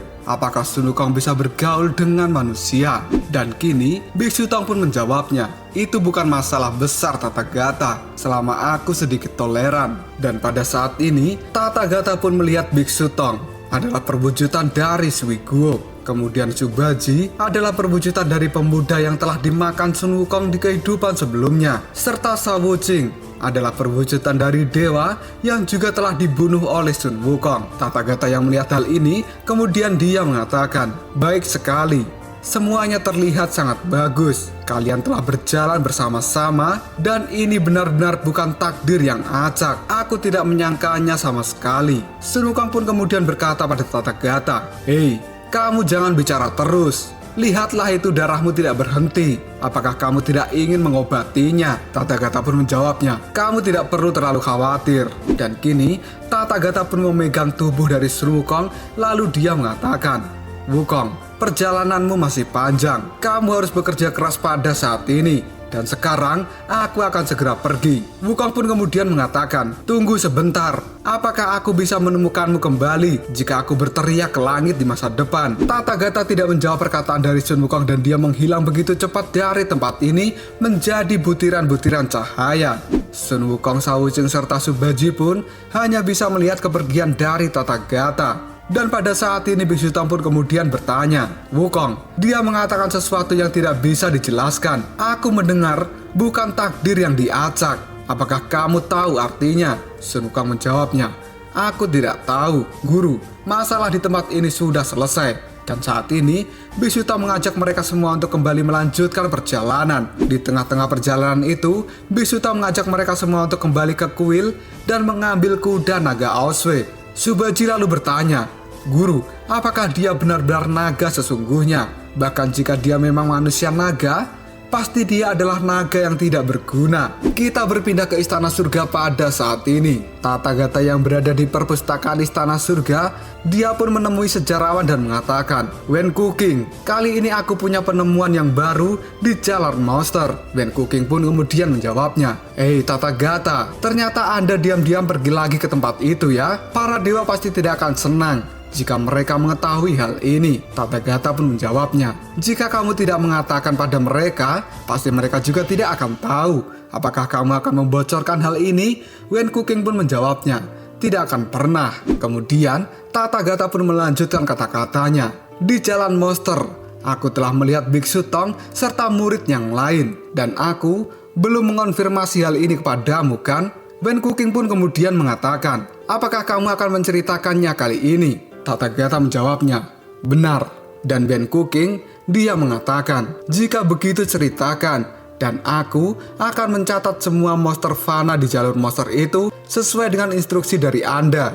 Karena di tempat ini ada banyak file sekarang. Wenku King pun kemudian mulai mencatat semua cerita yang dikatakan oleh Tathagata. Dan kini Tathagata mulai menceritakan detailnya. Pada saat dulu si iblis kera itu muncul lebih dari 500 tahun yang lalu, dia memiliki seorang teman dari manusia yang bernama Suiguo yang selalu ada di sampingnya. Dan pada saat itu, kemunculan dari iblis kera itu pun menyebabkan kekacauan di dunia. Dia membunuh banyak orang, termasuk seorang pemuda yang bernama Xiaoma. Dan setelah itu, dia membunuh seorang dewa bernama Salouhan. Sebelumnya cerita tentang iblis kera dan Suiguo telah kamu catat. Dan sekarang, kamu harus mencatat, Xiaoma dulu adalah pemuda yang sangat tampan. Kemudian dia berselingkuh dengan istri orang. Dan setelah itu, iblis kera pun muncul kemudian memakan Xiaoma itu. Dan sekarang, dia telah berubah menjadi iblis babi. Setelah itu, Salouhan pun juga mati, dibunuh oleh iblis kera. Kemudian Salouhan berinkarnasi, tapi dia tidak bisa menjadi dewa kembali. Yang pada akhirnya, dia berinkarnasi menjadi iblis pasir.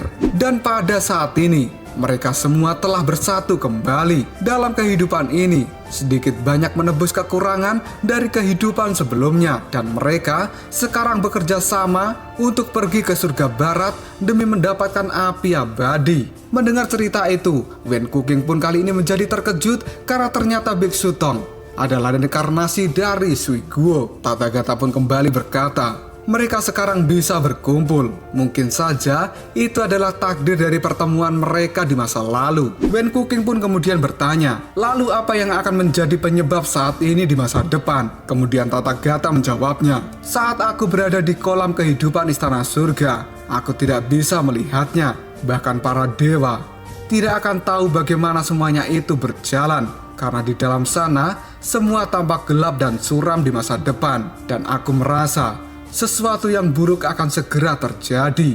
Wenku King pun sambil tertawa dia menjawab, bukankah dewa surgawi kita memiliki kekuatan yang luar biasa? Dan hal buruk apa yang bisa menimpa kita semua? Tathagata pun menjawabnya, tidak ada yang benar-benar abadi di kehidupan ini. Aku harap kamu menyimpan catatan ini baik-baik. Dan kamu tidak boleh berhenti untuk mencatat apapun yang akan terjadi selanjutnya. Wenku King pun setuju dengan apa yang diminta oleh Tathagata. Pada hari-hari berikutnya, Wenku King terus mengawasi Sun Wukong dari Istana Surga dan mencatat semua kisah perjalanannya dalam mengambil api abadi itu. Segala macam cobaan telah dilewati oleh tim dari Biksu Tong. Bahkan mereka melalui pertempuran yang sangat sulit dengan jumlah yang tidak terhitung, yang pada akhirnya membuat mereka bisa mengalahkan semua monster yang ada di jalur monster yang akan menghalangi perjalanan mereka ke surga barat pada saat ini. Setapak demi setapak telah mereka lakukan, dan 10 tahun kemudian kesulitan mereka pun akhirnya membuahkan hasil, karena sekarang mereka sudah sampai di tempat api abadi berada. Tapi meskipun begitu, ujian yang lain juga telah menunggu, karena api abadi itu telah dilindungi oleh badai api yang besar. Hal ini membuat mereka berempat menemui jalan buntu. Tapi Tang Sancang yang tidak takut mati, dia pun menerobos badai api raksasa. Dan pada akhirnya, dia mendapatkan api abadi. Seorang manusia bernama Tang Sancang dan juga ketiga muridnya bisa mendapatkan api abadi adalah hal yang sangat luar biasa. Mereka pun kali ini bersuka cita atas apa yang telah mereka dapatkan. Tapi rasa suka dan kebahagiaan itu tidak berlangsung lama, karena setelah mereka sampai di istana surga, Sun Wukong pun mendapatkan hukuman dari mata tiga dan memenggal kepalanya. Setelah itu, istana surgawi juga mengalami perubahan yang besar. Dan ini sesuai dengan kata-kata dari Tathagata sebelumnya, bahwa kehidupan ini tidak ada yang abadi. Tapi di lain sisi, kisah dari Sun Wukong sendiri belum berakhir. Bahkan ini jadi lebih hebat, karena Sun Wukong telah terlahir kembali dalam bentuk yang baru. Dia kemudian memainkan peran utama dalam pemberontakan melawan dewa kegelapan dan mengembalikan api abadi. Pertempuran yang terakhir adalah melawan tiga dewa kuno. Sun Wukong telah berhasil menyelamatkan dunia dari kehancuran. Dan untuk pencapaiannya itu, Sun Wukong pun dianugerahi sebagai Buddha perang, sebagai monster. Ini adalah sesuatu yang benar-benar mengejutkan. Bahkan Sun Wukong sendiri juga terkejut dengan kisahnya. Pada saat Wen Kuking masih asik menuliskan cerita tentang Sun Wukong, tiba-tiba saja kertas tempat dia menuliskan cerita direbut oleh seseorang yang kali ini berada di hadapannya. Yang ternyata seseorang itu adalah Sun Wukong sendiri. Sun Wukong yang telah mengambil kertas dari Wen Kuking, dia pun kemudian mengatakan, "Apakah kamu menulis tentang kisahku? Tapi kali ini, biarkan aku membaca kisahku sendiri." Kemunculan dari Sun Wukong ini membuat Wen Kuking benar-benar terkejut. Lalu apakah yang akan terjadi selanjutnya? Apakah Sun Wukong akan mengubah cerita yang telah ditulis oleh Wen Kuking? Jika kalian penasaran, tunggu aja jawabannya di next video Ngobrol Sob. Kita lanjut bahas Sising Ji Episode chapter 35. Gak usah caci shot banyak bacot, kita langsung masuk aja ke pembahasan. Sun Wukong yang pada saat ini telah berada di perpustakaan istana surga. Dia pun membuat sejarawan kaget karena melihat kemunculan dari Sun Wukong. Sejarawan itu pun lalu berkata, "Kamu adalah Sun Wukong kan? Ternyata kamu lebih kecil dari yang kubayangkan. Tapi kenapa kamu bisa masuk ke istana surga?" Sun Wukong pun kemudian menjawabnya, "Hei, apa maksudmu bertanya seperti itu? Dan kenapa kamu terlihat sangat ketakutan? Apakah kamu sebelumnya belum pernah melihat monster?" Sejarawan itu pun kemudian menjawab, "Iya, aku sebelumnya belum pernah melihat monster, karena aku dulu sangat ketakutan. Tapi sekarang kamu berbeda. Kamu sekarang adalah seorang Buddha perang. Dan masuk istana surga tentu saja bukan sebuah halangan." Sambil memandang sejarawan itu, Sun Wukong kemudian menjawabnya, "Kata-kata yang bagus. Tapi di tempat ini tidak ada seorang pun yang bisa menghalangi Buddha perang sepertiku." Tiba-tiba saja Tathagata pun muncul dan mengatakan, "Akulah yang mengizinkan dia masuk. Dan ini bukan sebuah masalah yang besar. Wukong, berhentilah menakut-nakuti Wen Kuking, karena para dewa belum terbiasa dengan para monster. Kamu sebaiknya jangan berkeliaran dulu di tempat ini." Wukong dan Wen Kuking pun memandang Tathagata. Lalu Tathagata berbicara kembali, "Wukong, kamu sebelumnya telah menghilang dan aku merasa khawatir. Tapi saat ini kamu telah muncul di istana surga dan kamu mengatakan ingin masuk ke dalam kolam karma surgawi. Untuk apa kamu melakukan hal itu? Jika kamu butuh bantuan, kamu cukup memberitahu aku saja." Sambil tersenyum, Sun Wukong pun kemudian berkata, "Tathagata, kamu jangan tanya begitu, karena ini adalah rahasiaku. Kamu cukup percaya saja padaku, karena aku tidak akan melakukan hal yang macam-macam pada saat ini." Kisah pun kemudian dimulai setelah Biksu Tong dan para muridnya berhasil mendapatkan api abadi. Sun Wukong kemudian dibunuh di istana surga. Hal ini dikarenakan Kaisar Sitian telah terjatuh ke dalam kegelapan dan ingin menguasai api abadi untuk kepentingan pribadinya. Pada akhirnya api abadi itu pun berhasil diselamatkan oleh Tathagata dan dibawa ke Gunung Tianyu. Beberapa puluh tahun kemudian para dewa menyerang Gunung Tianyu atas perintah dari Sitian, dan api abadi jatuh ke tangan Bailang. Pada akhirnya Bailang pun mendapatkan tanggung jawab untuk mengembalikan api abadi ke surga barat. Dia kemudian meminta tolong pada Biksu Tong dan juga para muridnya. Tim baru yang telah terbentuk pun akhirnya kembali melakukan perjalanan ke barat. Pada titik terakhir, Sun Wukong yang telah mati pun berhasil kembali ke dunia dengan waktu yang terbatas. Dia kemudian bertarung dengan Yuan Zetiansun agar bisa mengulur waktu dalam proses pengembalian Xiao Yu pada posisinya. Dan pada akhirnya misi pun berhasil. Yuan Zetiansun disegel oleh dewa dari dunia lain dan Sun Wukong pun harus kembali ke alam baka. Sebelum pergi ke alam baka, Sun Wukong pun menemui adik Neo Somei dan mengajaknya ke atas awan. Mereka pun kemudian berbincang sebentar dan pada akhirnya Sun Wukong mendapatkan pesan untuk segera kembali ke alam baka karena waktu di dunia telah habis. Di alam baka, Jiu Kuan Yi pun puas dengan kinerja dari Sun Wukong. Jiu Kuan Yi merasa bahwa ini adalah kerjasama yang sangat bagus. Tapi pada saat ini, Jiu Kuan Yi ingin meminta tolong lagi pada Sun Wukong. Dan Sun Wukong pun bertanya, minta tolong apa lagi? Jiu Kuan Yi kemudian berkata, Wukong, keluargaku telah membuat sumpah sejak zaman kuno untuk melepaskan kehangatan matahari di dunia dan secara sukarela menjaga dunia bawah ini. Aku sendiri saat ini adalah wali sejati dari tempat ini.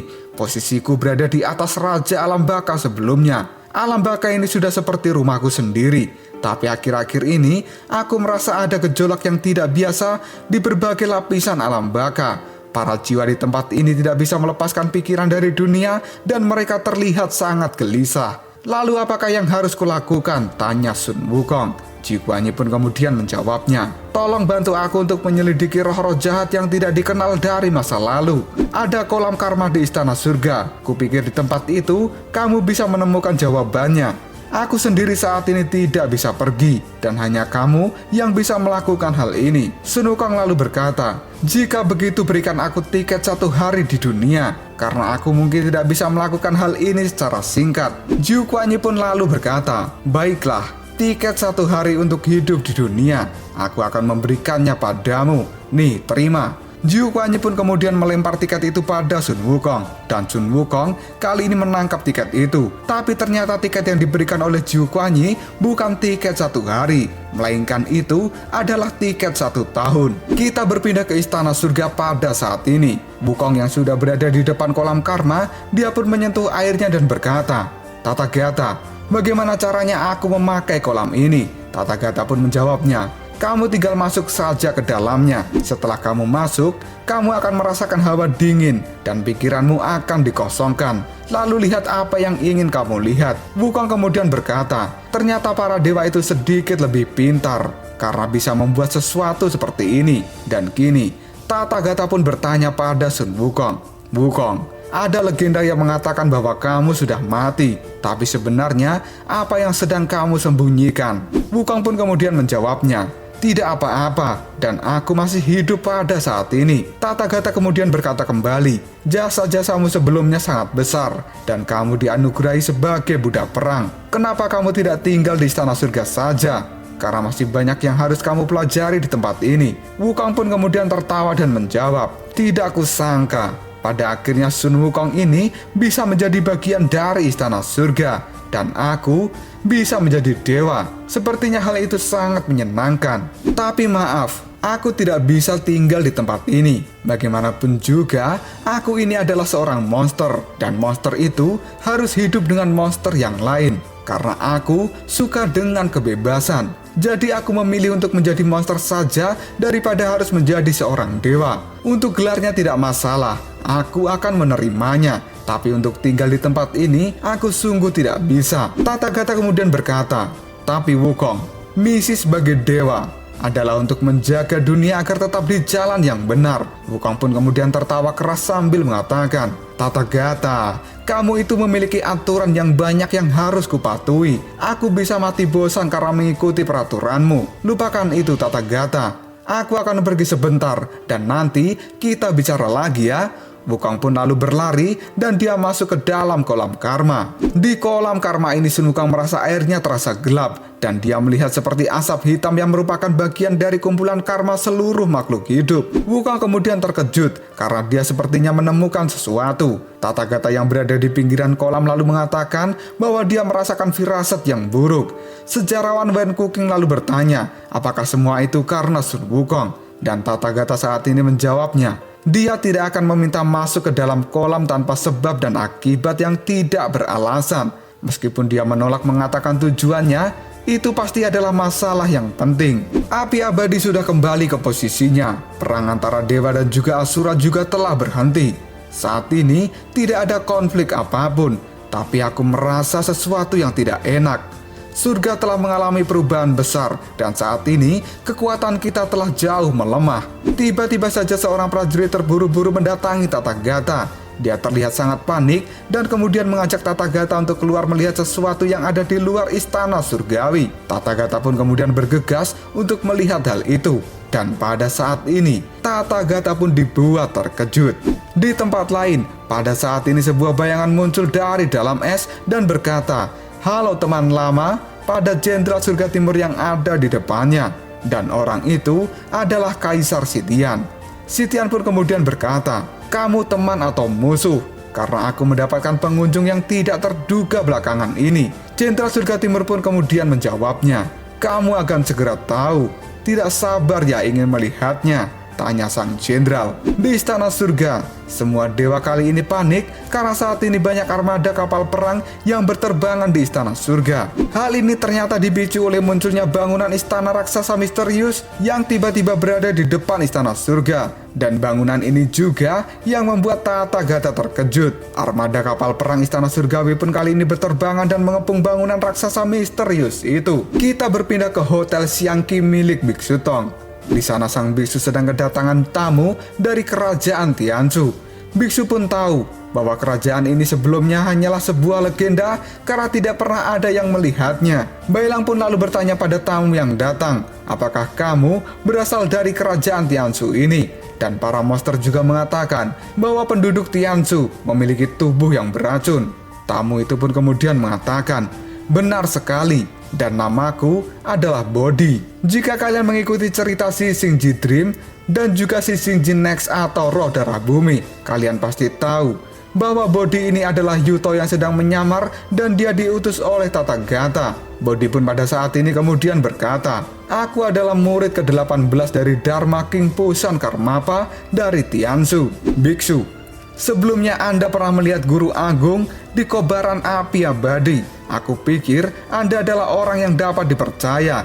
Jadi aku datang menemui biksu untuk meminta bantuan. Bailang lalu berkata, "Dharma King Pusan Karmapa, bukankah itu adalah dewa yang datang bersama dengan monyet bulan dan matahari? Dia adalah dewa dari dunia lain yang menyambut Xiaoyu." Bodhi pun lalu berkata, "Iya, karena itu memang dia. Dan sekarang guruku itu telah meninggal. Ini adalah peninggalan besar yang ia tinggalkan," kata Bodhi sambil menunjukkan batu bulat yang dia bawa. Bailang pun kemudian kaget mengetahui Raja Pusan Karmapa telah mati dan biksu hanya diam saja.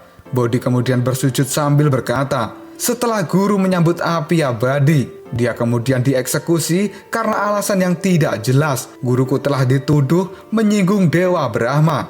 Dan aku dengar akan ada perang dan guru mati karena melindungi api abadi." Bailang yang panik pun kemudian berteriak, "Lalu bagaimana keadaan Xiaoyu saat ini?" Biksu pun kemudian menyuruh Bailang untuk tenang dulu agar mendengarkan penjelasan dari Bodhi ini. Bodhi pun kemudian berkata, "Aku melarikan diri dengan relik peninggalan sang guru dan sekarang Dewa Brahma sedang mengejarku." Biksu lalu berkata, "Aku tidak tahu apa-apa dengan dewamu. Dan aku juga tidak tahu dengan Dewa Brahma yang kamu sebutkan itu." Bodhi lalu menjelaskan, ada ribuan dewa di kerajaan Tianzhu. Semua bertanggung jawab atas urusan di dunia. Kemampuan mereka juga tidak terbatas. Dan ada 3 dewa dengan status tertinggi. Dia adalah Dewa Brahma, Wisnu, dan juga Siwa. Di antara mereka bertiga, Dewa Brahma adalah seorang pemimpin. Ini adalah kerajaan dari para dewa yang mencakup seluruh alam semesta. Kekuatan para dewa ada di mana-mana seperti matahari, udara, dan juga air. Para master pun kali ini bingung harus percaya atau tidak, karena mereka tidak menyangka akan ada dewa dari dunia lain. Sambil menuangkan minuman, Biksu Tong pun lalu bertanya, "Apa yang kamu pikirkan tentangku?" Dan Bodhi mengatakan, "Guruku ingin menyampaikan pesan pada dirimu melalui reliksnya. Brahma memiliki ambisi besar untuk menaklukkan dunia lain. Setelah dia mendapatkan kekuatan dari api abadi, dia pasti akan memulai perang. Tolong biksu hentikan hal ini." Biksu pun kemudian menjawabnya, "Kamu menemui orang yang salah." Jawaban ini membuat Bodhi menjadi kaget. Biksu pun kemudian melanjutkan kata-katanya, "Bagaimana mungkin gurumu itu berpikir bahwa kamu harus datang untuk mencari diriku? Ini terlalu aneh. Aku hanyalah manusia biasa, dan aku hanya pebisnis hotel di tempat ini. Aku sama sekali tidak terlihat seperti pahlawan yang menjaga keselamatan seluruh dunia." Bodhi pun terdiam dan Bailang berkata, "Guru, Kenapa kamu mengatakan hal itu? Xiaoyu saat ini sedang dalam bahaya. Kita tidak bisa mengabaikannya. Dengan santai, Biksu Tong kali ini menjawab perkataan dari Bailang. Bailang, aku sudah memberitahumu sebelumnya, bukan? Xiaoyu itu sudah tidak membutuhkan perlindunganmu. Ingat kataku ini baik-baik. Dengan tatapan yang memelas, Bailang pun kemudian menjawabnya. Guru, jika Anda berada di posisi seorang teman, pasti Anda tidak akan mengabaikannya. Biksu pun lalu mengatakan, Xiaoyu dengan sukarela pergi bersama dengan Raja Fuxian Karmapa. Dia pasti tahu apa yang dia lakukan. Dan untukmu Bodi, aku tidak tahu kamu ini berasal dari mana. Dan aku tidak percaya padamu dan silakan pergi dari tempat ini. Bailang pun kemudian berteriak bahwa gurunya tidak boleh mengabaikan Bodi demi menyelamatkan dunia. Dengan santai Biksu Tong lalu mengatakan, Bailang, kamu masih terlalu muda.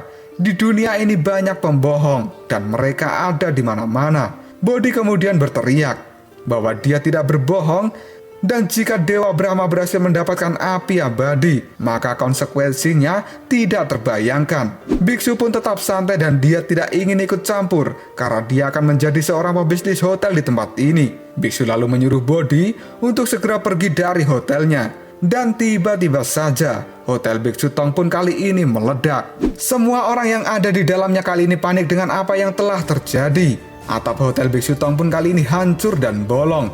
Kemudian terlihatlah seseorang yang mengambang di udara. Orang itu lalu berkata, Bodi Putra, ternyata kamu memang ada di tempat ini. Tidak ada jalan untuk kabur lagi. Cepatlah kembali bersamaku. Orang yang muncul ini adalah dewa dari dunia lain yang mengejar Bodi pada saat ini. Dan dia adalah dewa matahari bernama Suryer. Di istana surga, bangunan misterius itu pun semakin mendekat dengan istana surga pada saat ini. Tathagata pun merasakan bahaya besar sedang mendekat. Karena sekarang, istana misterius akan segera bertabrakan dengan istana surga. Tathagata pun kemudian berteriak untuk menyuruh semuanya menghindar dari tempat ini. Tidak lama kemudian, istana misterius itu benar-benar bertabrakan dengan istana surga. Hal ini membuat bangunan istana surga sebagian hancur lebur. Orang-orangnya pun terlempar begitu saja. Kemudian Tathagata memakai tubuh Buddha emasnya untuk menyelamatkan para dewa yang terlempar. Sambil melakukan penyelamatan, Tathagata juga berusaha menahan bangunan istana misterius agar tidak terlalu banyak menimbulkan kerusakan di istana surga ini. Dan tiba-tiba saja, Tathagata pun saat ini dibuat kaget karena cakar hitam raksasa keluar dari dalam istana misterius. Dan tidak lama kemudian, burung hitam besar dengan 4 kepala tengkorak menampakkan dirinya dari dalam istana. Di atas burung itu ada seseorang yang berkata, Halo para dewa dunia tengah, ucapkan selamat datang pada kematian kalian. Ternyata orang ini adalah dewa dari dunia lain yang memiliki julukan sebagai malaikat maut. Dan namanya adalah Yama. Lalu apakah yang akan terjadi selanjutnya? Apakah sebenarnya tujuan dari para dewa dunia lain ini? Apakah mereka benar-benar akan mengacaukan seluruh dunia pada saat ini? Jika kalian penasaran, tunggu aja jawabannya di next video Kopral Shop.